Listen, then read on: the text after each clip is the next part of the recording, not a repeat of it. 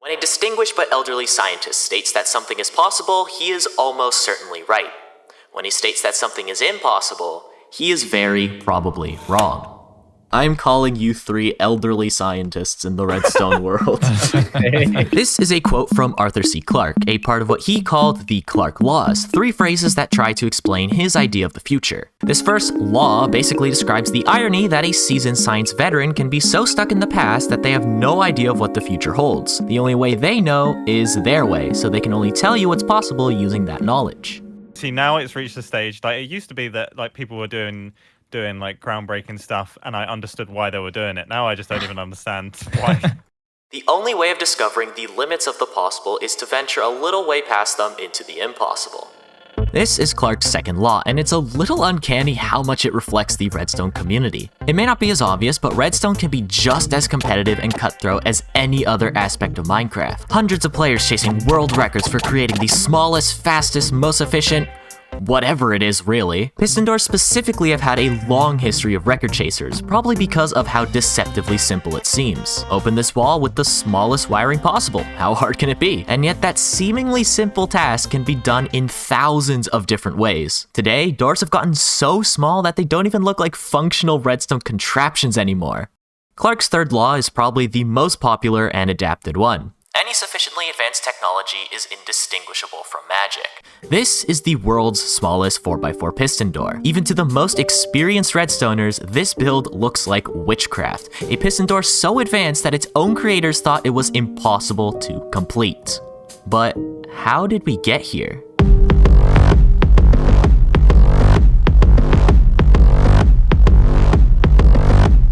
There was a rivalry, probably one of the earliest public back and forths in Redstone history, and it started way before any 4x4s were being built. It actually started with a 3x3 piston door.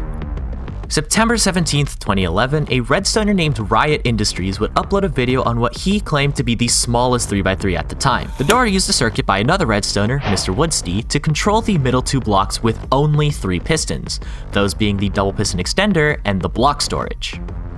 The opening sequence looks like this, and the closing sequence looks like this.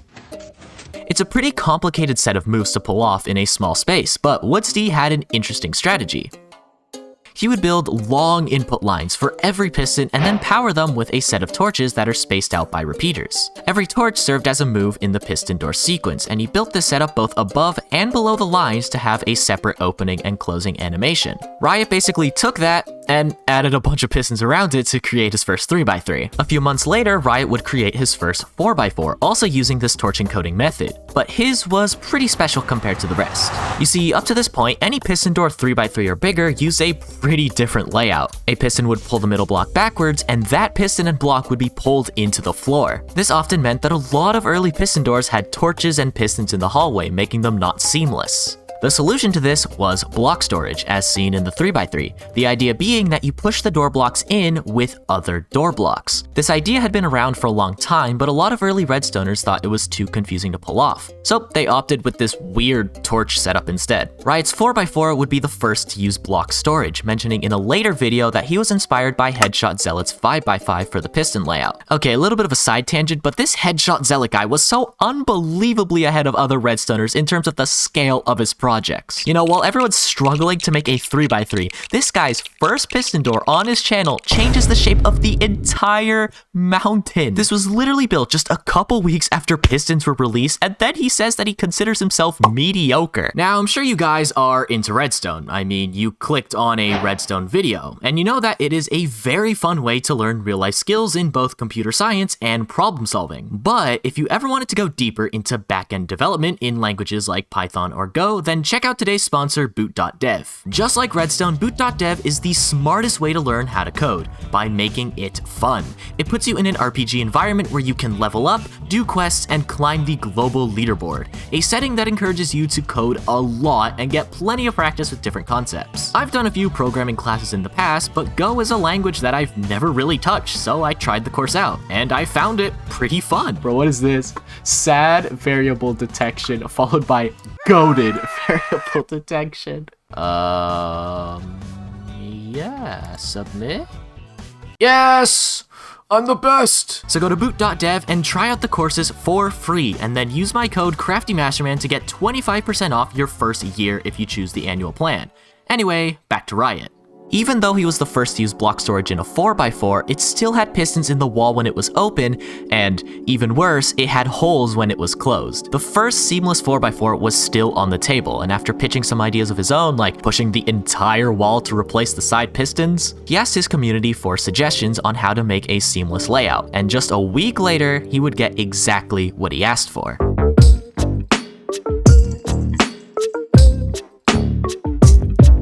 This is where our next character comes in, Monstrum467. Now, Monstrum is a bit of a mysterious figure since he doesn't really have any socials related to his Redstone career, but he had watched a few of Riot's videos, the important ones being his original 4x4 and 3x3 video. He then decided to take a shot at making his own 4x4 with one goal in mind: make it the very first seamless design. That meant no torches, no redstone, and no pistons in the wall, whether the door was opened or closed. But first he would need to figure out a piston layout that could do that. What if, he thought, he took the bottom of Riot's 3x3, the part that grabbed the middle two blocks, and copied more of them to grab the center blocks for a 4x4. And after a few hours of wiring this thing together, he had finally done it. The world's first seamless 4x4 piston door.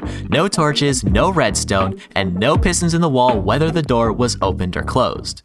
I was actually able to contact Monstrum and get the world download for this contraption, and miraculously, this thing still works in modern-day Minecraft without any modifications. You can also see a ton of other ancient piston doors in this world, like a 3x3 and an even smaller 4x4 attempt. Monstrum sent Riot the door to use for his next video, and needless to say, I think the guy liked it. He made this 4x4 door and it's like orgasmic. I'm not even kidding. Hey man, whatever extends your sticky piston, I guess. But now this new layout was out in the public, and it wouldn't take long before another redstoner named Gockley would completely decimate the 3x3 and 4x4 shown off by Riot. Instead of using the torch method from the previous designs, Gockley would create a series of monostable circuits that generated pulses around the door. Some would activate when the lever turns on, and others would activate when it turns off. And these circuits would get spaced out by a bunch of repeater timings. It's best to visualize the wiring like this. The torch method was very linear, and the more moves you wanted, the more lines you needed for each move. Think of it like making an animation, frame by frame. With monostables, however, you could run multiple inputs at the same time and control what order they go in with repeater timings. So you could run a ton of different circuits in parallel, like making an animation again, but this time you have multiple layers to work with. By the end of 2011, Gockley made a second smaller 4x4 with a lot less air gaps and tighter timings. At this time, piston doors were still a pretty niche subsection of Minecraft. Sure, some videos might have gotten a lot of attention like Headshot Zealot, but many projects were simply proof of concept. A lot of doors felt too big, too scary for the average player to approach. 2011 may have been the start of the piston door community, but it was still very small and obscure. They didn't really have a public figurehead representing them to the masses.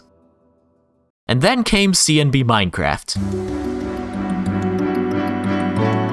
He started his channel on August 4th, 2011, and grew his channel to over 100,000 subscribers in just over a year. And remember, this is 2012 we're talking about. 100,000 subscribers then meant a lot more than it does now. So it was a pretty big deal when one of the largest Redstone YouTubers at the time uploaded his first 4x4 piston door.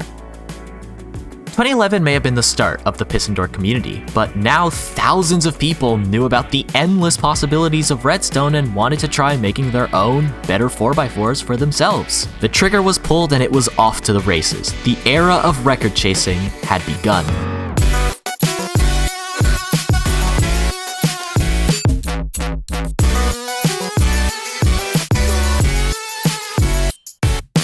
For months, CNB's design stood uncontested as the best in terms of both size and speed. In fact, most people that were uploading 4x4s at the time were just making their own tutorials of his door. But eventually, there would be competition. Deco would be the first to take a shot at the record, uploading his first door on May 9th. It was similar in size to CNB's and even a little bit slower, but it was important in showing that yes, a unique and competitive 4x4 piston door was absolutely possible. While Deco and CNB were duking it out, Redstone Innovation joins the race and absolutely demolishes both of their previous designs at a tiny 432 blocks in volume. At 4 blocks wide, the wiring was a lot tighter and a lot of portions were reused in both the opening and the closing. The door also featured a lever instead of a button input, something the previous two designs wasted a lot of space by adding a built-in T flip-flop.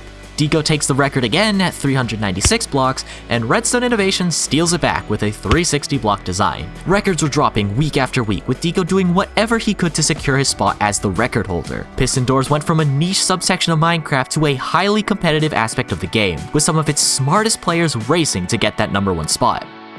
CNB would then upload his now famous supercharged 4x4, bringing yet an even larger audience into Redstone before just completely dipping from the internet. The record was dropped yet again by another redstoner named Chris at 324 blocks, and then matched by Deco and Cellulence just a week later. This version would be the first to have all the wiring to one side of the piston layout, meaning that the blocks were only set one block into the wall. This is also the record by the end of 2012, having been dropped 6 separate times, going from CNB's original design to this in just 1 year.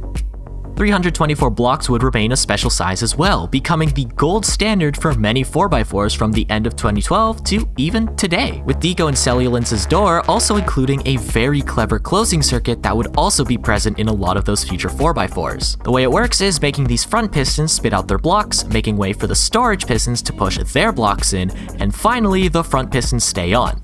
This torch powers this dust through this block that's being held by the piston. 1 tick later, the piston pulls it away, resulting in a very short first pulse. The piston then gets powered again by another torch pushing the block back on top, keeping these pistons powered. Near the beginning of 2013, the 4x4 would get slimmer, with Doggy Shakespeare getting the first record to be 2 blocks wide. It seemed like these doors were being pushed beyond their limits. With only rudimentary tools like torches, dust repeaters, and pistons, there was only so much you could do. The only way these things could get smaller would be if Mojang created some sort of massive Redstone update.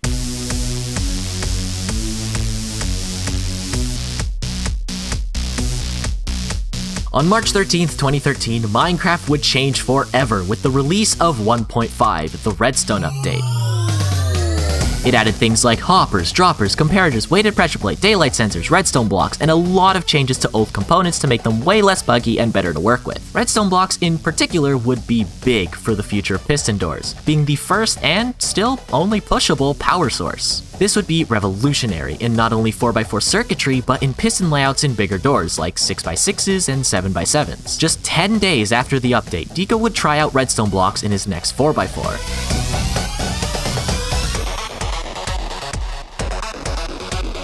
A 324 block design that opened incredibly fast thanks to the use of columns of alternating redstone blocks. These columns would be pushed up and down, letting the redstone blocks power many parts of the door at once, resulting in its really fast opening. But Deco wouldn't stop there. He may now have the speed record, but the size record wasn't his anymore, and he was determined to take it back. So together with Sydney, they created a door that measured 286 blocks in volume. A 1 wide record.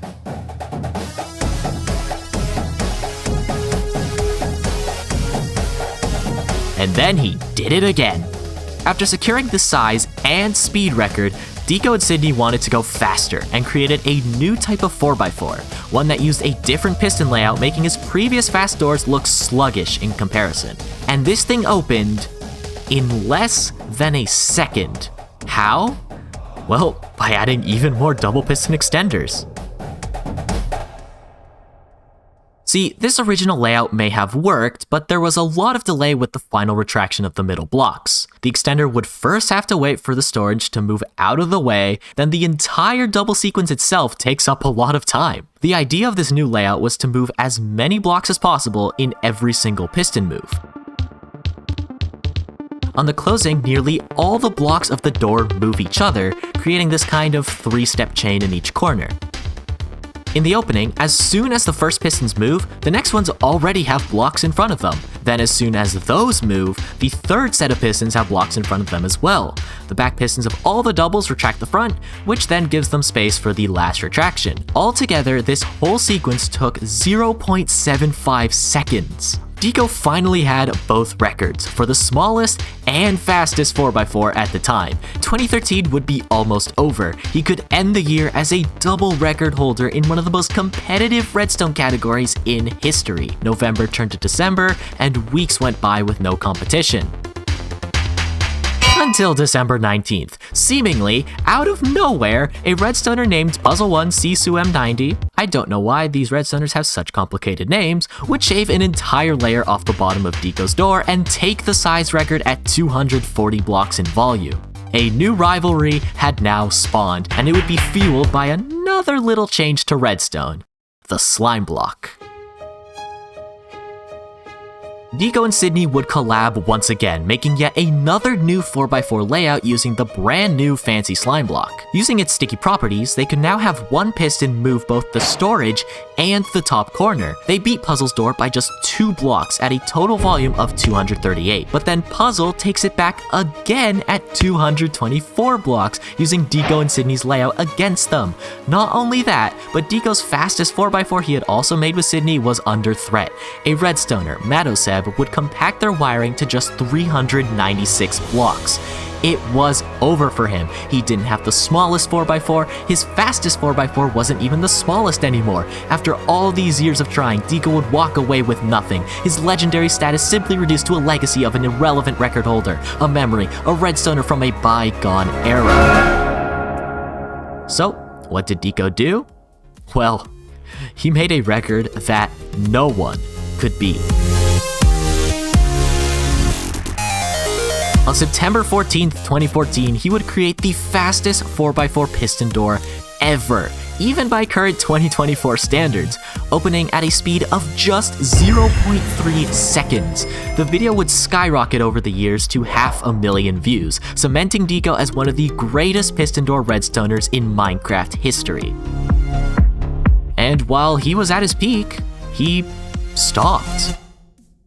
He was still uploading for a couple years after the fact, going after bigger and more ambitious doors, but his chapter with the 4x4 piston door would come to an end, with one of his last contraptions being a compacted version of his lightning bolt 4x4, and then even later, he made a seamless one. It seems like, once again, these doors were pushed beyond their limits, with only rudimentary tools like, okay, well, who am I kidding, the entirety of the 1.5 redstone update and slime blocks, but despite that, there was only so much you could do. The only way these things could get smaller is if Mojang added some redstone miracle block that would magically make every redstone build smaller. Oh shit. The story of how the Observer took over Minecraft is honestly a pretty fascinating one. At first, it was added to what was at the time Pocket Edition alongside Pistons on June 10th, 2016. Yes, Pocket Edition got Pistons and Observers in the same update. They were added as a way to finally flesh out Redstone for that edition of the game. Before this, mobile versions of Minecraft only had torches, repeaters, dust, and iron doors to work with. The Observer was added as a way for Pocket Edition to have a similar feature to quasi-connectivity on Java, the feature of pistons and droppers that let them activate after receiving a block update. With these new changes, Spacewalker would be the very first person to make piston doors for Pocket Edition, creating a 3x3, 4x4, and even a 5x5 door within the first few weeks of Observers being added. Since then, Pocket Edition has become Bedrock Edition and has built up a Redstone community of its own, of piston door creators, farm makers, computational people, everyone. The Observer was there from the very start in spawning a brand new community in Minecraft. The story is a bit different on Java though. PC versions of the game already had an established Redstone community. People had been making doors, farms, flying machines, and computers for years already. But when the Observer was introduced to Java, everything would change. The entire Redstone community found themselves welcoming in hundreds of new players, creating a new generation of Redstoners that would make smaller and faster contraptions. Sydney and Game For You would be the first to use observers to make a new smallest 4x4 at just 180 blocks. This design was fast, it was small, and incredibly simple to build, and it still holds up amazingly today. Through here, got our next contender. Wait, is this using observers? Yep, this was made this when was- observers came out. December 16th, 2016 actually. This was late 2016. Oh, I'm was amazed this- at how long observers have been in the game. Yeah, observers Yeah, have been yes. around forever, bro. 180 even became a new standardized size, similar to 324 all those years ago, with redstoners like TSSKYX making his own design. But there was one question. What happened to one wide 4x4s? When Sydney and Game For You's door was uploaded, the record was 2 blocks wide again, and it would be nearly impossible to make a smaller one that was too wide. Lengthwise, the wiring went right up to the double piston extenders, and height-wise, there was only really one shavable layer on the bottom. One wide was really the only way to take back the record. So the question is, who would take it?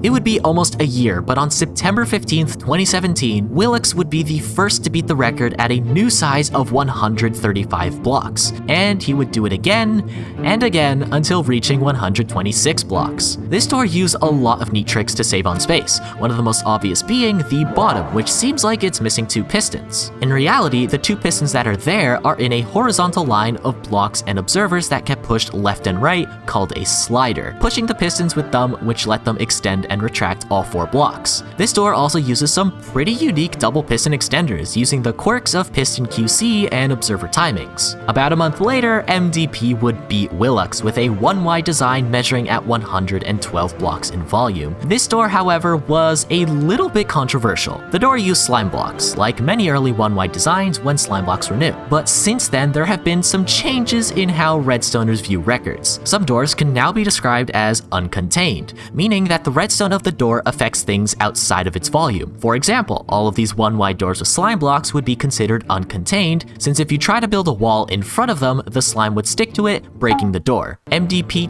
technically has the record, but many didn't think it was legit. In December of 2017, Willux compacted his own 4x4 yet again to 117 blocks. But it's still not as small as MDP, but it's the smallest without slime blocks. It felt like there were 2 world records depending on who you asked, and that's basically how the year ended. A weird spot in history where there was kind of a tie, but not really, and it depended on what you considered legit. But then Megatech happened.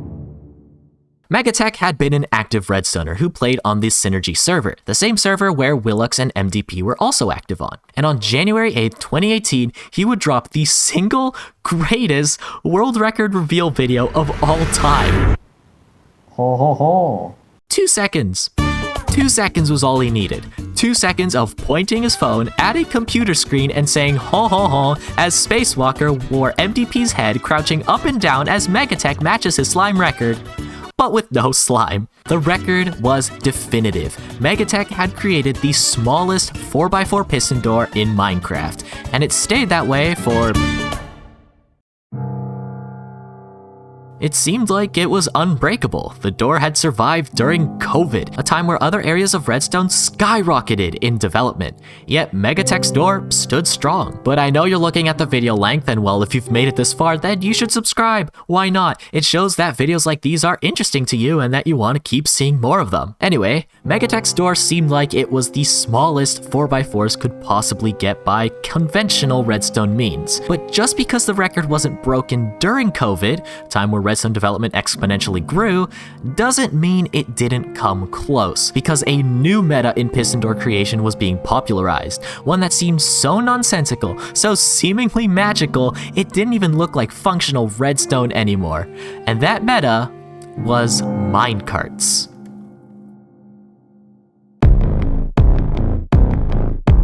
A Around 2015, redstoners realized that using a combination of droppers, hoppers, and comparators, they were able to transport signals around a door in much tighter spaces using items flowing through hoppers and droppers. Some were also experimenting with the idea of using hopper minecarts and chests clipped into blocks to make this process more efficient. A redstoner named Exojet would be the first to use minecarts transporting items to its fullest potential by breaking the 6x6 record at the time with a 950 block design. Other piston doors slowly adopted this tech, like the smallest 7x7 at 1540 blocks and even the smallest 8x8, which were both partly created by Armadillo28. He was heavily involved in the early days of minecart tech and piston doors, involving them in a lot of his creations at the time. By some accounts, he may have even popularized the first wave of entities being used in record-sized contraptions. For years, this would be how minecarts would be used. Just clip them into blocks in a weird way and get items flowing from point A to B.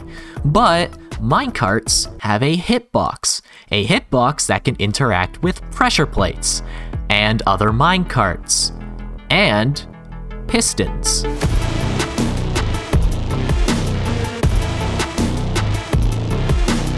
On February 16th, 2020, Armadillo28 would upload a bombshell to the piston door community, the world's smallest 10x10 piston door without observers. Of course, this thing was impressive for a million different reasons, being the group effort of 5 different redstoners spanning 2 years and beating the previous record by over 1,000 blocks. But the thing that we care about is this single Enderman. A mob? In a minecart? No one had really ever seen this before. And just a month later, the entire world would be forced to stay home. So what happens when you have a new redstone meta plus unlimited time? Well, you get some record breaking.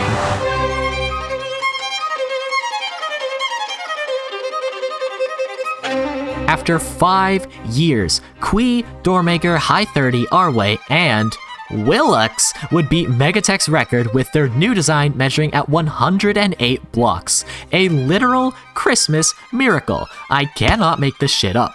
After being so close, Willux finally got his 4x4 piston door record spot. Oh yeah, and also these guys are back from the 4x4 vault door video. You gotta love reoccurring characters. But why stop there? If they could shave just one layer off the side, they could do what seemed impossible. Make a 4x4 piston door in less than 100 blocks. But first they would need a new layout. There were a few that were thought of that measured 104 and 100 blocks, from the standard 4x4 layout with sliders on the top and bottom, to having a whole triple piston extender on the left side, to even the fast 4x4 layout from Deco and Sydney. But each would prove to not be feasible to wire due to either quasi-connectivity issues or impossible timings. Out of all the dozens of options that were attempted, desperate layout after desperate layout, they settled on one. And if they succeeded, their door would be 11 blocks long and 9 blocks high, at 99 blocks in volume. So, how do we get from this to a finished door? Well, to build up the wiring, we first need to understand what we want our pistons to do. This layout isn't quite as simple as the original 4x4 we talked about. It looks pretty obvious. In fact, this layout actually has some built-in logic that will help with the closing and opening. The biggest thing it has in its favor is this double piston extender and this slider. The extender itself is actually the simplest part of the door, and here it is working on its own. In the layout, however, we replace the button with a pressure plate, which we'll talk about later, and this top piston pushes this entire row to the other side, which we can also use to transport a signal if we make one of these blocks an observer. On the extender side, this observer also functions as an input for the front pistons, which solves the beginning of the closing. So what about that logic from earlier I was talking about? It turns out that because the setup has a slider, it is very easy to toggle between activating just the back pistons and the full extender just by blocking the slider. On the closing, these can come down and stop the piston from pushing any blocks, and on the opening, the slider can move freely and the double piston extender will fully extend. Doormaker would be the one to share this layout with a group chat of other redstoners, and Qui would be the first to join him and help start with the wiring. Some progress was made, but a lot of problems were discovered. First, how do you even power this pressure plate for the double piston extender? The two concluded that the input would have to come from the bottom. Doormaker created a band-aid fix by stacking a bunch of of non-ticking entities on top of each other. Okay, editing CraftyMasterman here. I am now realizing I never actually explained what a non-ticking entity is, so I'm just going to briefly explain what it is. Every entity in the game has a unique UUID, and using this glitch, you can get an entity with whatever UUID you want. In this example, let's use a chicken with an ID of just all zeros. Chicken 0 is chilling here, and then a few chunks away, we unload the first chicken, and then we get another chicken with the same UUID of 0. This time with a passenger riding it like a baby zombie. We send this chicken jockey into the same chunk as the original chicken, and the game has a heart attack because there are now 2 entities with the same UUID. The second chicken will vanish, this piglin becomes lobotomized, and now you can push around a floating hitbox. But you can tell from that explanation that these things are a pain in the butt to set up. Anyways, back to whatever the original CraftyMasterman was talking about. Second problem, how would they make the second double piston extender?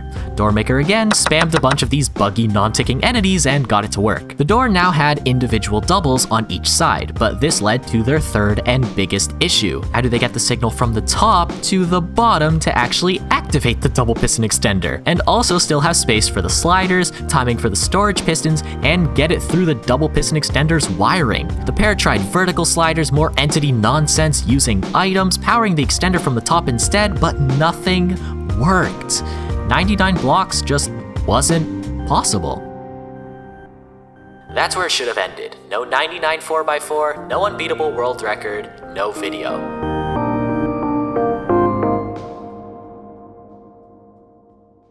But on a random day at the end of summer break, or after, I don't remember, I randomly TP'd to Exert and found him working on a 104 block 4x4. I'll spare you the discussions with Kui, but we ended up adding him to the project. With revived interest, the group made their own private server to build this 4x4 together. The existing double piston extenders also got updated. Instead of a clump of buggy, non-ticking entities, the pressure plate side now uses an armor stand on top of a shulker box in a minecart. Trust me, this is an easier setup despite how convoluted it sounds. Secondly, the left double. This is part of that circuit taken out, and flicking this lever extends these pistons, and then it starts creating a redstone clock until the block gets retracted all the way back. So let's say the blocks are all the way in the middle and we need to finish the opening. Powering this piston retracts them all the way into the wall. It uses something called a float cart, a minecart that is moved ever so slightly into an adjacent block. Here's a simpler example. If you have a chest minecart sitting on a block and then push it with a piston very quickly, this cart is actually partially in this air gap. And if I point a hopper into it, items actually get taken out of the hopper and put into the minecart chest. You can even put a block in between the two and it will still work. The minecart in the extender is actually floated a block downwards, with it being slightly clipped into the extender itself. That means it can be moved by the piston onto this detector rail powering the rest of the double. But we're back to the big problem once again. How do we get the signal to the bottom? Doormaker was messing more with the idea of using a slider to take the signal downwards, except this time he wanted to try with entities instead of blocks. Randomly, he decided to put a witch in a minecart, which in 1.20.1 and below had the special property of making the mob's hitbox poke under the minecart. But there's another, taller mob that does this as well. Wither skeletons, which by some miracle was enough to touch the pressure plate sitting under this piston and push the entire slider back up. But pushing it back up made it go a little bit too high and just make it not reusable. So they needed to add this clusterfuck of minecarts to stop the wither skeleton from going too high, but also not fall too low. Anyway, the biggest hurdle of this entire project had finally been cleared, so the trio kept at it, adding all the timings for the storage pistons, finishing the closing, and putting all the circuits together. And on September 16th, 2023, Doormaker would post the door on the records catalog, and Kui would upload a video showing it in action. These three did something that no one thought would ever be done in the Redstone community. At 9 by 11 by 1, they would build Minecraft's smallest 4x4 at 99 blocks. Wait, hold on. This thing still uses those annoying non-ticking entities from earlier, the ones, that are super buggy and annoying to set up?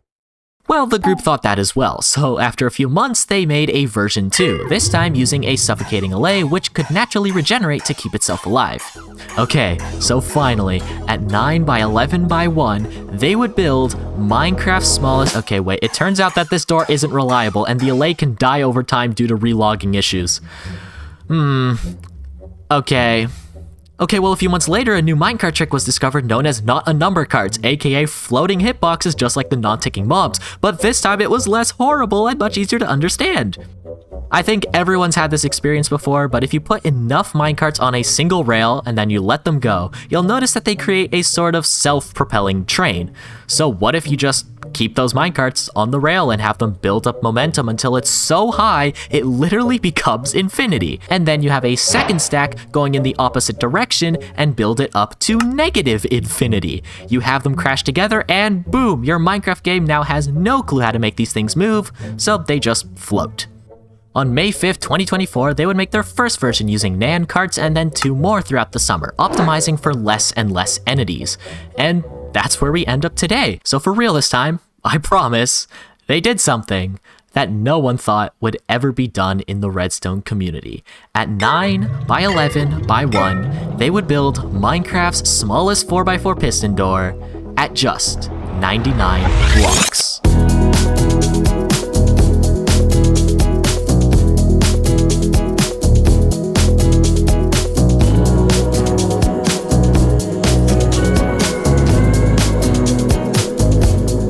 I can't stay, move on without you. Baby, I won't.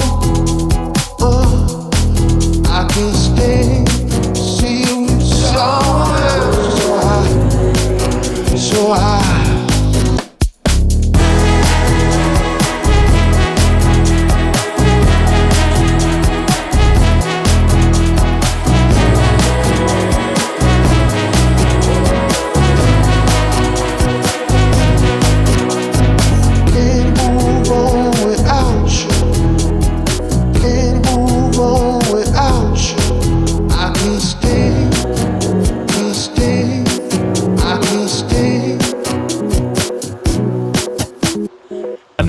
they're just like hitting detector rails and pressure plates. And Yeah, things basically.